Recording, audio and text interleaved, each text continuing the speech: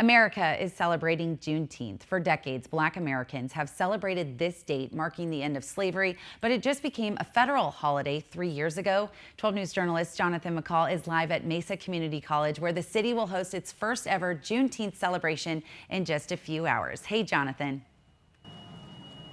Hey, Rachel, happy Juneteenth Day. You know what? This is such an incredible day, not only here in the city of Mesa, where a big party is going to get underway at around 6:30 tonight, but as you mentioned, for the entire country of the United States. It was on this day back in 1865 that 250,000 Texas slaves finally learned that they were freed from slavery some 2 years after former President Abraham Lincoln signed the Emancipation Proclamation. And for this day, it is all about celebration and joy and coming together and being happy, really is what this day is all about.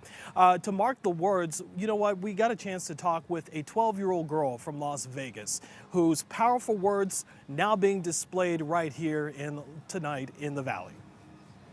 On June 19th, 1865, when 250,000 Texas slaves learned that they were finally freed, 2 years after President Abraham Lincoln signed the Emancipation Proclamation, we must move forward with a deep sense of inner peace. Ariana Shapro wasn't there. For so long, we dreamed to be free. But the powerful words of this 13-year-old girl would seem as if she were. Those words, a reflection of American history then and now. It talks about the true significance, value, and symbolism of the holiday Juneteenth, and even though we were freed, how we still had to fight more than 150 years later to get our freedom. Shapro's poem, titled Juneteenth, dives into supremacy, racism, exploitation, and more.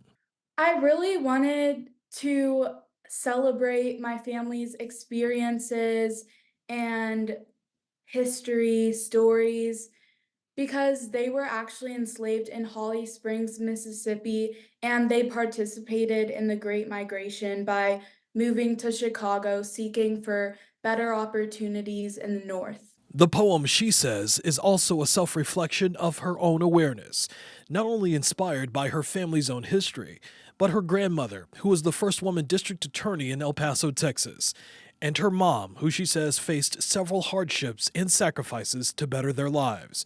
She says it took her 2 weeks to write every single word to evoke emotion. Sisters just fought so hard to get us where we are today, and it's really important to remember how strong they are and to carry on their legacy. Words now having an impact right here in the Valley. I think it's inspirational when you read through it.